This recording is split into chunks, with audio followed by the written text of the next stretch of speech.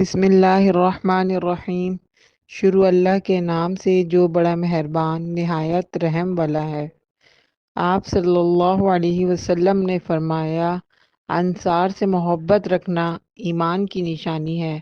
اور انصار سے کینہ رکھنا نفاق کی نشانی ہے۔ صحیح بخاری حدیث نمبر 17۔ عبادہ بن صامت رضی اللہ تعالی عنہ جو بدر کی لڑائی میں شریک تھے اور لیلۃ العقبہ کے 12 نقیبوں میں سے تھے، فرماتے ہیں کہ رسول اللہ صلی اللہ علیہ وسلم نے اس وقت جب آپ کے گرد صحابہ کی ایک جماعت بیٹھی ہوئی تھی، فرمایا کہ مجھ سے بیعت کرو اس بات پر کہ اللہ کے ساتھ کسی کو شریک نہ کرو گے، چوری نہ کرو گے، زنا نہ کرو گے اور اپنی اولاد کو قتل نہ کرو گے، اور نہ جان بوجھ کر کسی پر کوئی ناحق بہتان باندھو گے،